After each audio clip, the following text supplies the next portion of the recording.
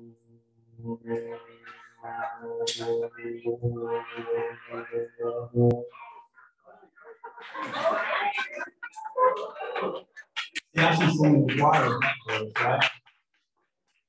right, folks, real quick housekeeping before we start, before we pray. Table leaders, raise your hands. Table leaders. And can we move you or Scott to this table right here? Kelly's over there. There. We're good. And or Scott, can y'all move to one of y'all move to this table right here with Jan Sternberg? Oh, y'all stay there. Stay put. You stay put. I'm just gonna move a table here. All righty. Thank you, Scott. Thank you. The Lord be with you. Talking about Episcopalians. Let us pray. Most gracious God, we give thanks for this day's opportunity to be together. We give thanks for Glenn, for his ministry, for his time. We give thanks for St. Luke's. As we round up this Joy series, let us be mindful of the connections that make this place special and the community that we call St. Luke's. God bless you most holy and blessed name. Amen. We give thanks for the sound of dogs, especially those Georgia Bulldogs. You know, I will say I got a dose of humble pie because a diehard Longhorn reminded me of several years ago when we just won't talk about it. All righty, Glenn, how are you doing? Good. Good. All right, I'm gonna put this closer to you because you're more soft-spoken than me. So you lean in there. I'm gonna shout. All righty, tell us, Glenn. Tell us about yourself. I'm an engineer by trade, and I don't think Justin knew this till a minute ago. I came from a Disciples of Christ Christian background. My Glenn Malloy Sr., my father's father, was a minister, and that used to run tent revivals back in the day.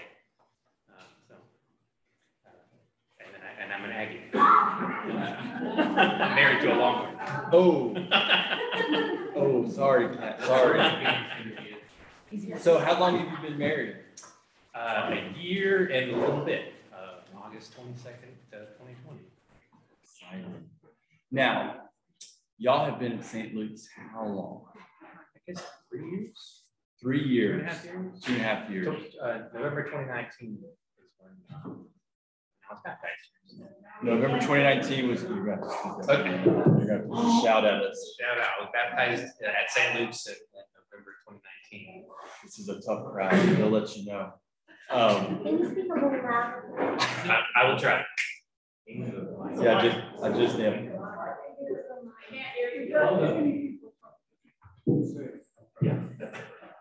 I'll do my best. Okay, here's the deal, folks. Here's the deal.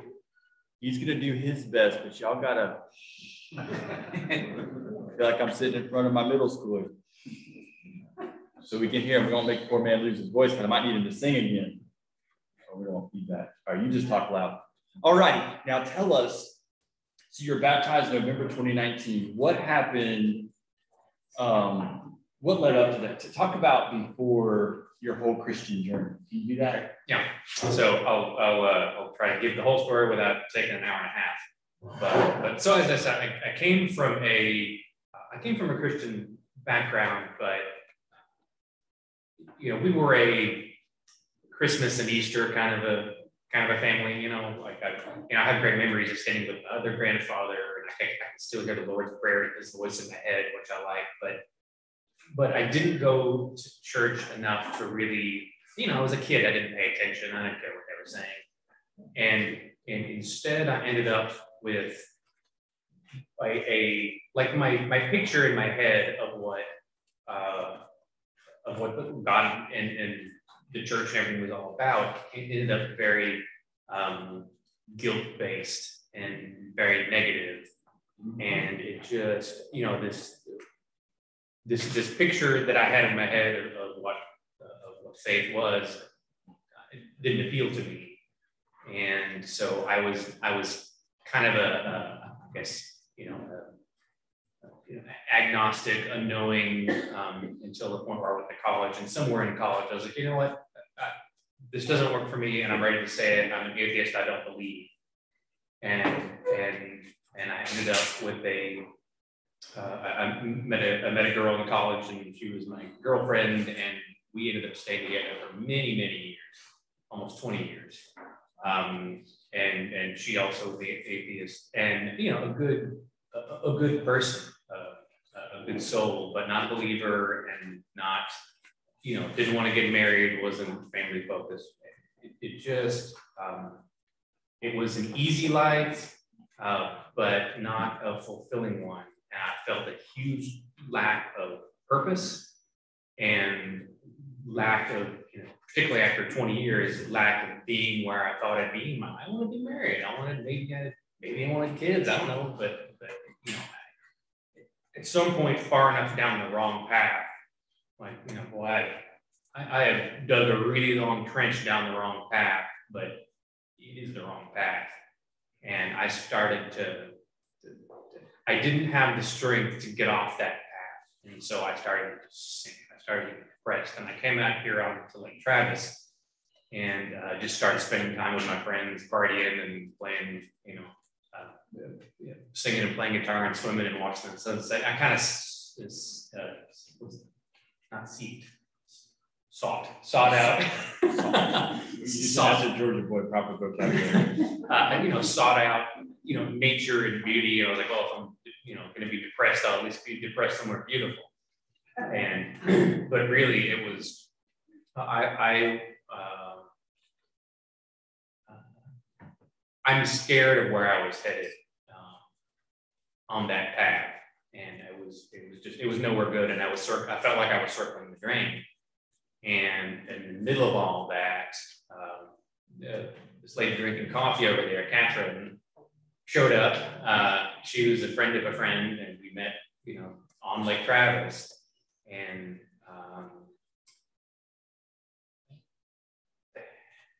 she was a Christian. She's an Episcopal lifelong, and didn't push that on me. But she brought love and hope and life, and that inner glow that a woman of faith has with her, and it lifted me out of the place that I'd come to, and it brought hope and possibility and goodness back into my life. And so of course, as we had been in a relationship for a little while, and started to get very serious, there's this question like, well, I'm not a believer, and she's a believer, that's probably going to be a problem at some point, even though, again, she wasn't pressuring me about it. But we were very good, particularly in those early days, about I learned not to be scared of having hard conversations with your partner. And one of those hard conversations we had was, what if I don't ever believe? And she said, I'm not worried about you. God told me not to be worried about you. And somehow her giving me permission not to believe helped to make it okay. It took the pressure off. And at that point, I found a path to God through love and positivity and goodness, and I took it, and here I am. So when you were down hanging out with your friends on the lake, say a little bit more about why you knew, what was it about that you knew, what was missing? Why did you know you were circling the drain? What was that like? You just knew something was not right. Well,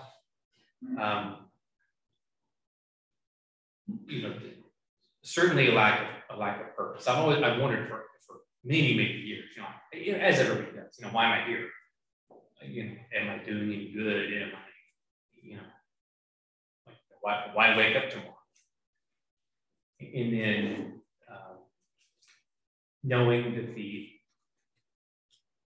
like I said, I plowed so far down the wrong path that to get off that path was just going to destroy someone that I love.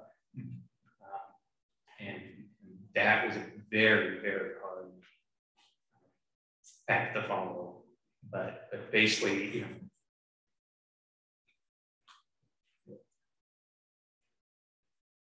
I could spend whatever was left of my life being miserable and on the wrong path.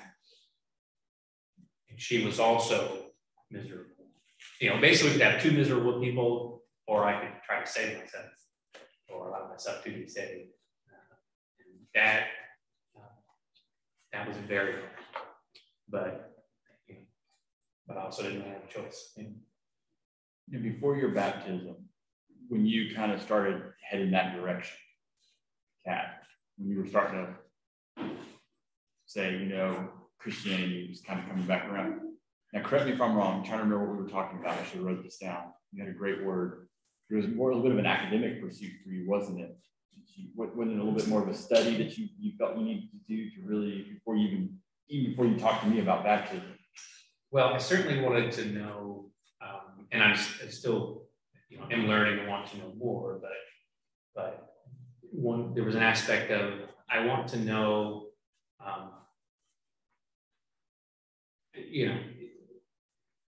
if I'm signing up to be a Christian, well, what exactly does that mean? Like, let me forget what I think I know and try to understand what it is I'm putting my name next to. And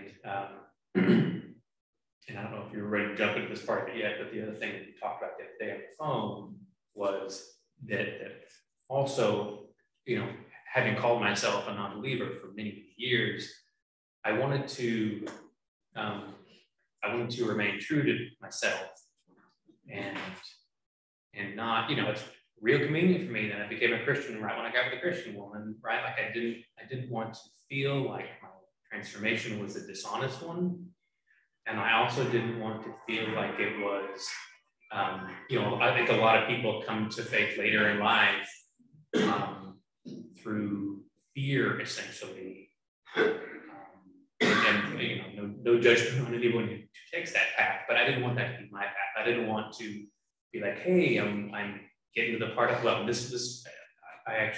forgot about it just now.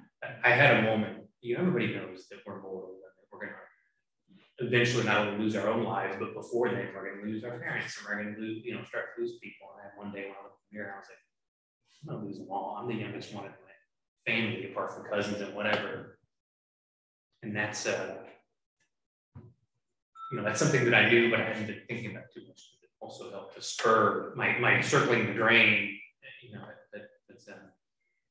but basically I didn't want to take the, oh, well, now I'm getting to the age where I'm scared of death and I'm scared of where my parents are going to go. So guess what I believe? I felt like that was a fear path. And so I wanted to be able to feel like I had come to it through, not through fear, and not through greed or whatever you call, the other path. And I thought about this for years, and I literally only a few weeks ago kind of found the words to say, I came to this through love. And that is a path that if College Glenn were teleported in front of me, like, look, I know this isn't your bag, but here is how I came to this, and here is why it is the right thing for me. And it's not just, if I get 30 seconds from death and I have some secondary revelation, I'm like, oh, I just spent, the last 40 years on something it's not real. Oops. If I have some last minute revelation or don't think there's a God at the end, which is not going to happen, it would still have been the right path for me because I have found that this purpose that I have found, and this love that I have found, and this path of life that I have found is good for me in the here and now. And so, though I though I believe in the promise of life after death, even if that promise turned out to not be true, I've found that I'm still on the right path for me. That would appease younger Glenn. Thank you. Thank you for sharing that. Because what I love about the story, and we're going to break out here in just a second, about coming to God through love, coming to faith through love, which reminds me of some of my favorite early church people that we're all tired of hearing me talk about. Ignatius and Irenaeus, who'd say, you know, God can't scare us into loving him. God can't bribe us into loving him. God wants us to freely love him. So what it sounds to me like, you have embodied the very thing they were describing in the earliest days of the faith. So I appreciate you sharing that. So we're going to break out now into our first little time together. And I want to encourage the table leaders, you can use the questions that are in front of you or any part of Glenn's story about transformation, talking about your own transformations, different people that might have intersected your story into the faith at different points. Feel free to have just a free-for-all, really is what I'm trying to say. Have a free-for-all for a little while on these questions, or just if anything inspires at your table from what Glenn talked about. Thank you for being so open and freely sharing. And we'll be back to kind of pick up with baptism, to Glenn standing in front of y'all and singing and giving so freely of his gifts.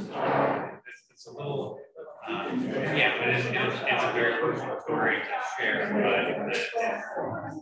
but something about my have helpful for someone here to hear that I'd rather say than not say.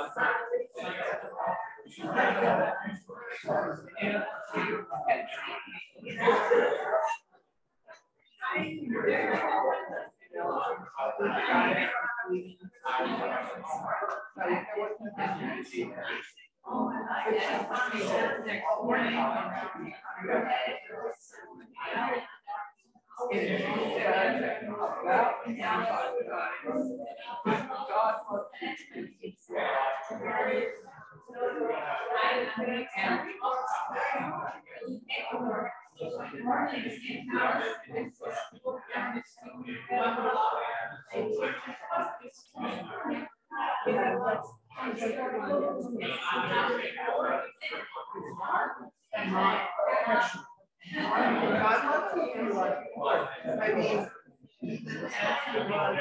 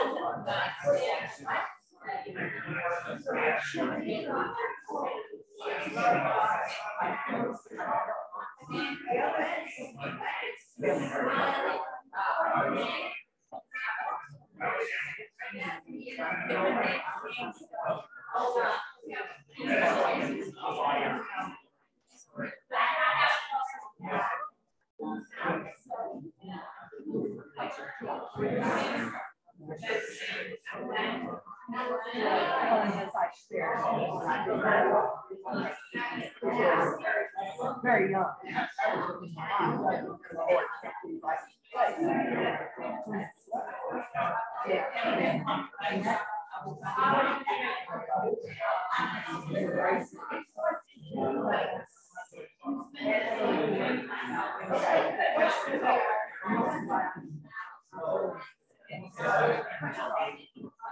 Has he learned about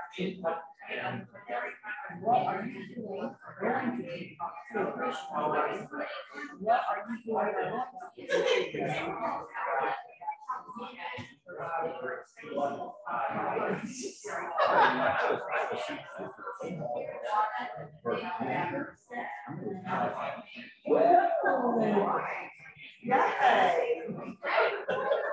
I think I failed about that many years. I think this is the bringing closure and stuff that I started.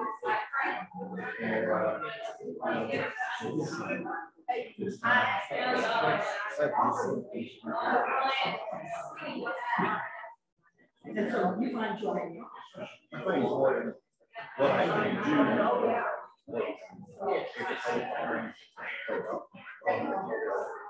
Yeah, 2 days this week.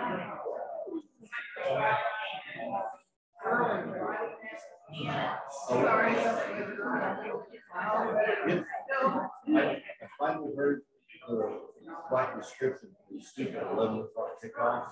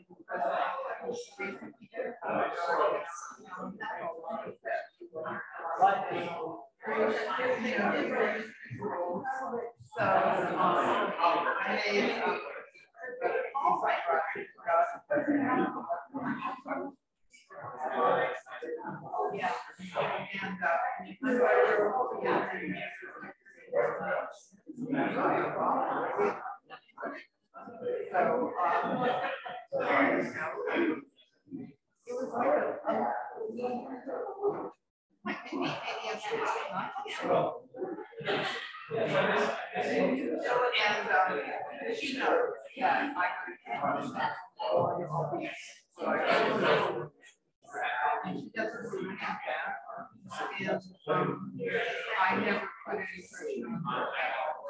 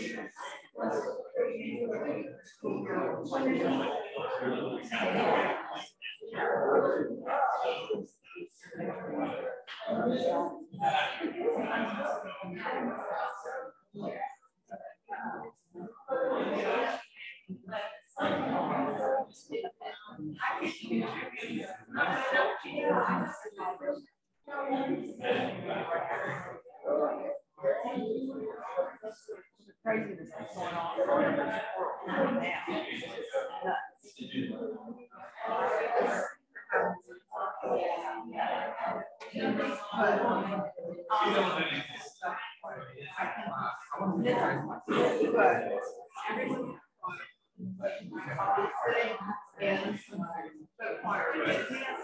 And Donald is trying desperately to get us to think to write out these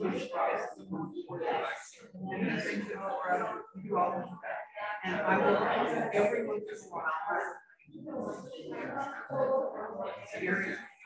No case right here.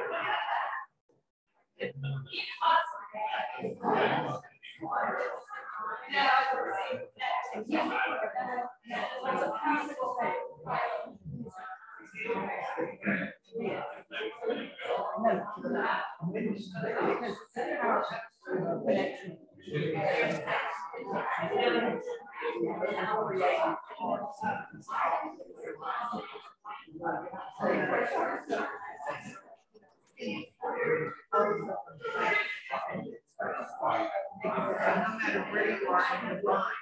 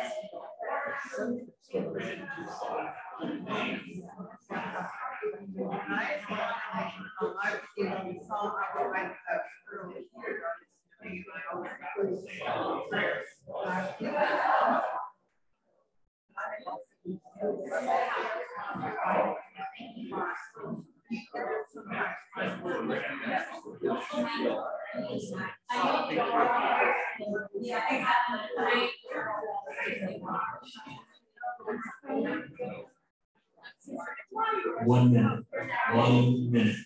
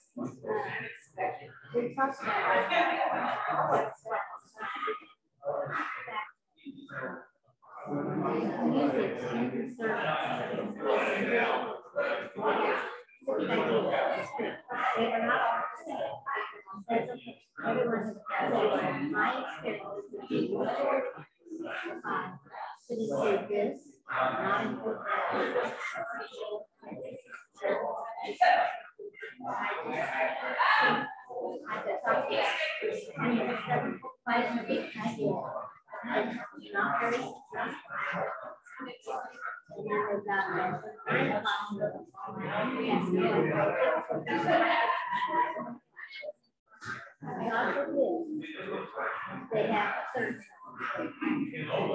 I know I didn't want to. Chalice on the third sheet.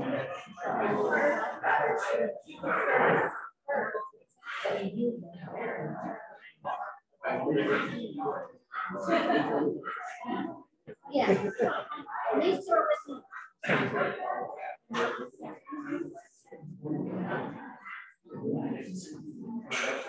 All right, folks. Together. Simmer down now, folks.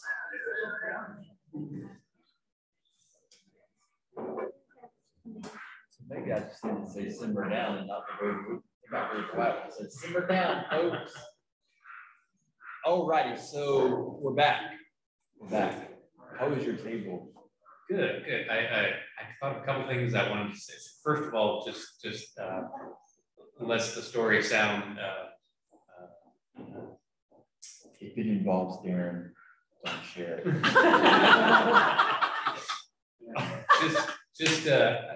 Kat and I, we came together as friends. We were actually friends for a number of years, and so this wasn't just I'm depressed, I fell in love. You know, she helped me through that. A lot of that time and that transition, she was helping me as a friend, and the love relationship came a little, later. So,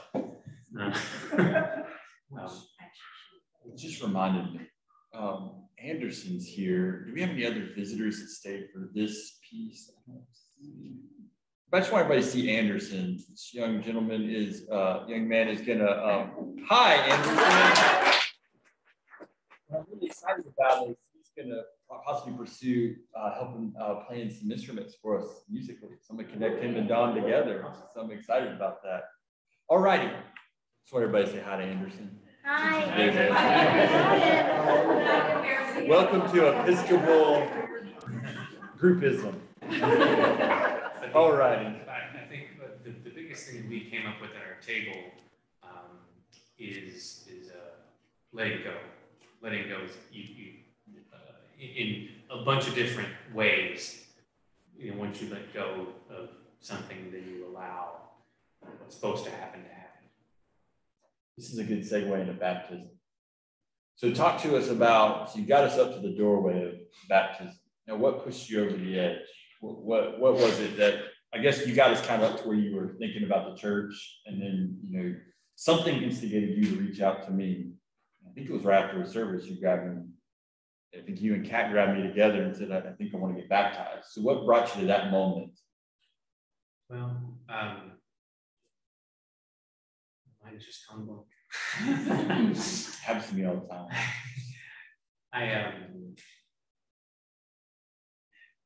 So backing up a little further, when I was still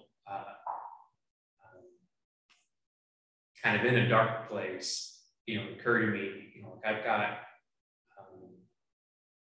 an opportunity to step up to a better life here if I have the courage to stand up and take it, and all the consequences that involves, and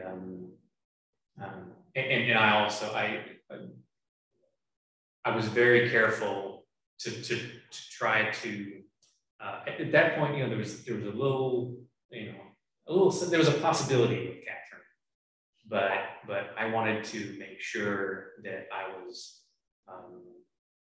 choosing to step out of my old life and pursue a new one, independent of whether she and I were going to, meet anything. So I drew a line in the sand, and I was like, if she might turn out to be crazy, and she isn't all the way, but let me think about the possibility that things go very badly with her, and it just never happens. Is it still the right thing for me to change the path that I'm on? Yeah, it is. And so, maybe in a few little baby steps, I decided to start, making some major changes in my life, and getting, I don't know which decision that I made first, but I decided to propose to Catherine somewhere. This is always a little further along, and we've been coming to church, but we were still in that, okay, well, I don't really believe, but I'm going because you're a person of faith, and I want to support you. She asked her earlier on. I was like, well, you don't believe, but I'd like to go to church. Are you okay with that? And I said, I don't. She wasn't crazy, and she believed. Got it. Right. Sorry, I feel like I'm butchering the timeline, but got it. But I was willing to go to church with her because I want to support her in her beliefs in her life, whether or not that's something I'm currently on board with. But so I think we started coming here when I was still not committed to being a Christian yet. But so somewhere along the way, I decided that I was going to propose, and I decided that I was going to get baptized, and I actually wrote. I knew her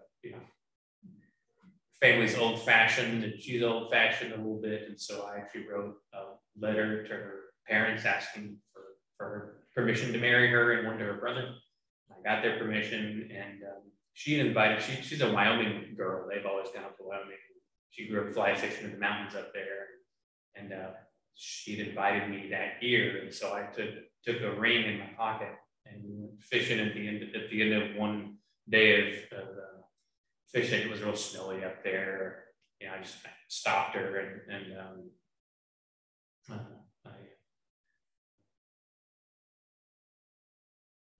I guess I'll keep what I said a little private for us, but I asked her to marry me. Why? I was just getting so, I was just down the story there. Okay, so you're there. I'll say a few words for us, but yeah, so I proposed, and she dropped her fishing pole, which is a big deal for her. That girl doesn't go fishing pole for anything. She dropped down next to an angel. It was beautiful. But she said, yeah. She said yes a couple times.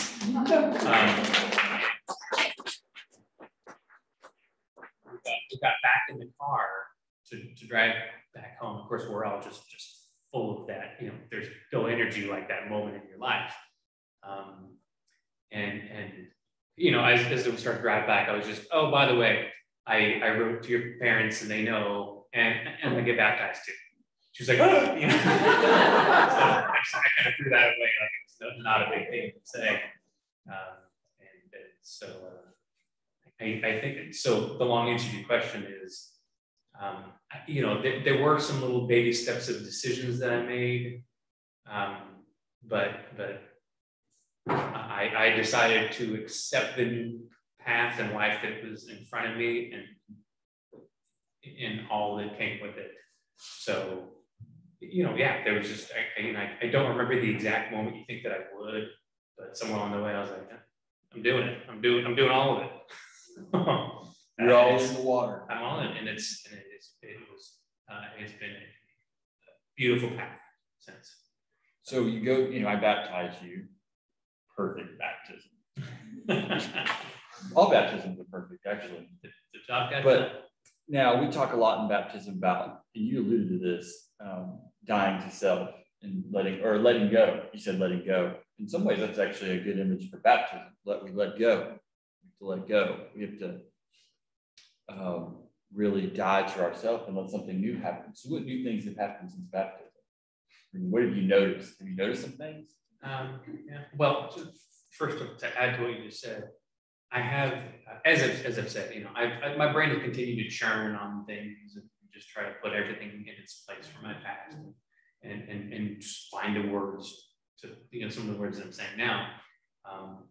But one of the things that has helped me to compartmentalize, you know, the shift that I made and to, you know, to feel okay with my journey is that I really do feel like the old Glenn died and the new one was born. And so, you know, since then I am, you know, I found that purpose that I was looking for, both with my lovely wife and in finding ways to serve and feel like, you know, something like doing this, but also, as Kat reminds me, just by being myself and trying to be kind to the people that I meet, that I am doing something worthwhile, and that I'm giving, and that I have a purpose. And so I'm finding fulfillment and opportunities to give back at the same time. And that's something that Kat said earlier on that really, really was important to me. And I hadn't thought about it in quite a while, was that giving is receiving. And it's and that didn't make much sense to me at first, but you know, being with someone that lets you give to them and it gives back, you know, you gotta have someone to recharge your batteries to be able to go give to someone else, and there's great joy in goodness and service. You know, I would, you know, I mean, like elder care, for instance, not that I'm doing that, but you know, like I imagine there's someone right now wiping someone's backside, and that is not a pleasant thing to be doing, but think about the service you're performing, and your hands washed clean and your heart was full after something like that. I do think we'll break out for the final section here, but before we do that, as a priest, ever since I met Glenn's opened my eyes to what it really means to serve. Even us clergy suffer from falling into the trap of starting statements with, I want. No offense to us church people, we do that a lot. You know, I hear especially, you know, take music, right? I want this kind of music versus maybe I need to express and experience something different. And that's just one avenue. And then we can take that out into our lives. And one of the things I saw happen with Glenn in a very small way, and then now hearing the story just validated what I thought happened with him. It's a long-winded compliment, is that we all succumb, especially in this country, to what I call consumerism. We consume church. And part of this series is about how we be church. Because one of the things that became very clear to me, and many of my colleagues now that we're finally opened up and are talking honestly about the state of the church across denominations, is that we were doing church very well before COVID. We were not being the church very well before COVID. And for me, Glenn's story and what he's done since baptism reminds all of us of that servant ministry, what it means to be the church. It's not about this on this side, or it's not about sides. It's just not about sides. It's not about, oh, this is an orthodox, or the thing that drives me crazy nowadays in here, this is a biblical church and that's a secular church. I don't even know what that means. I don't know how you can have a secular church. What we have to do is be the church. And Glenn's story for me is a reminder to me what it's like to be the church, to be together, to build the connections. The rest follows. To experience the Holy of Holies within each other is what it's all about. So I hope, and we're going to continue next week, we're going to shift gears. We're going to keep this format. So you're going to come and you sit at the table. We're going to have some table time, but I'm going to start a series on the Nicene Creed, what we believe. We're going to unpack that. We're going to have time to talk as a group, and it's going to give you a chance to talk about what do you know, when we say we believe in God, who is God to you? Right? Who is God? I can give you 40 different church fathers. I'll give you 40 different interpretations, essentially, of who God is, because they're all trying to find words to describe God. To be able to do that together, again, in community, is so important to me. So thank you, Glenn, for being you and for pushing me to be a better priest and being so open with your story. Thank you. And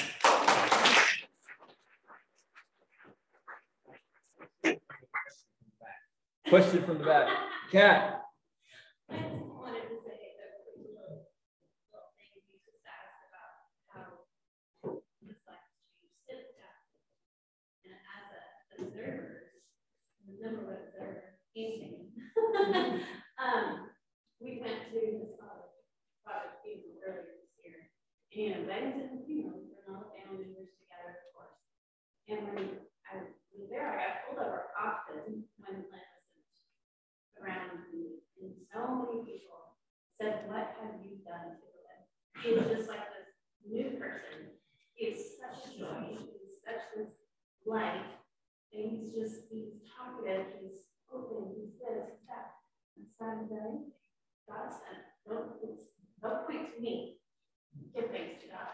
Because that's when you allow the Spirit in, it comes out, right?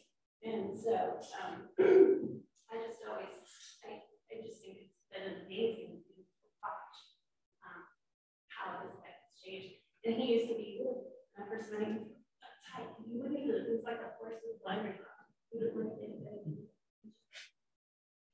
You know, and now he's just like this Munyasi, he is. And it's just like, and now people approach him. He's so approachable, people approach him. They want to talk to him.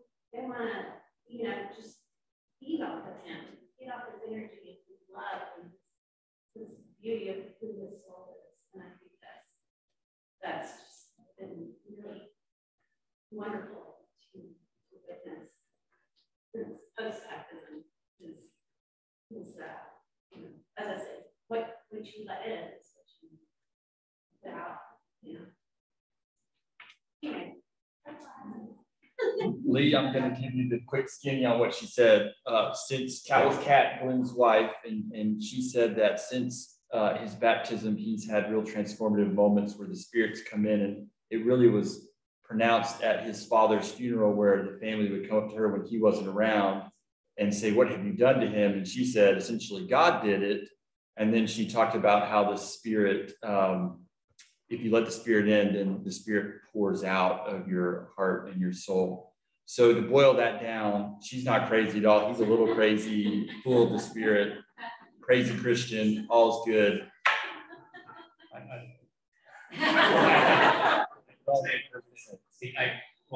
I assume you expect me to say something about music, so I will. Oh, yeah, you can. But You gotta keep it quick so I don't have a chance to digest this. We started coming. I used to. I went to many different churches with my dad and my stepmother when I was young. They were Catholics forever and ever, and they eventually became Presbyterians because they found the community that they were looking for. But in going to different churches, I used to whenever I saw a drum set and a guitar, I was like, oh, it's one of those churches. I'm glad you're doing this. This is funny. I didn't know this. It wasn't because it wasn't it wasn't standing next to my grandpa, and it wasn't the way that I remembered it. Well, the way we always did it. Right. And it's this different style of worship, different things appeal to different generations of people, I guess. We were coming to the later service at St. Luke's with the praise band, mostly because that was the time slot we could get our late waking selves over here, and got to enjoy it. And then there's one day Kat made a mistake of staying home sick, and I walked up to Kevin, and I was like, hey, I sing and I play, and this would be fun to do. And he's got a good story about that. The people that had been singing had chosen that morning to announce that they were resigning.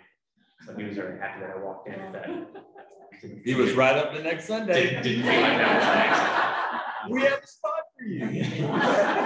Right. There were a couple of train wrecks early on, trying to sing. But I really, I love singing and playing guitar, and I always, even when I would stand up and tell you that I was a hardcore atheist, I loved singing songs of faith. They spoke to me, and I just didn't realize why yet. Having had the opportunity to sing, it's work and stuff, but it's joyous work. I love singing and playing, and being able to, thank you for letting me sing and play. But because of having had experience doing that here, when we went up to see my father in hospice, I sang he was there for several days. I got to say everything that I got to think about. I'm going to see my dad for the last time. What I want, tell him he was a great father, remind him of some trips we took together, and just, I had a whole speech that I basically read to him, and he wasn't very responsive, but just enough that we believed he was hearing this, and I sang Amazing Grace, the Chris Tomlin version, My Chains Are Gone, that we did here at St. Luke's, and the hospice nurses heard me, and then on the way out that day, they dragged me into their area where they work, because that place had this kind of neat acoustic thing where it kind of echoed, and they were like, would you please stand right here and sing that song for us? That was incredibly powerful for those people that watch people leave this earth day in and day out. And they said, by the way, that the families of faith, it's such a better experience. It's so much different watching a family of faith go through hospice versus one without it, where there's arguing, bickering, negativity, and all that other stuff. But being able to you could see what they were getting out of me singing. I was able to sing to my father. I was able to sing to them. I sang at his service later, and talk about giving is receiving. Being able to particularly at the service, because that was the same size as St. Luke's, absolutely packed, and to be able to just sing my heart out on that song and a couple others. What's the Mercy Me song, Kevin? I can only imagine. Come on, Kevin. Oh yeah, of course. Having the opportunity to stand up there and ask God to be with me, to let these people, every time before I go sing today, help me to do this well. Let these people hear you through me. That was incredible. That is an opportunity. That is something I've had in my life that is 100% that due to God. And it's beautiful.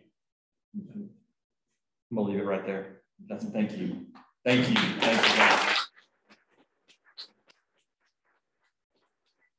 Please, I know it's a little late, but please spend some time together if you have time before you depart and just talk. Thank you, everybody. Thank you.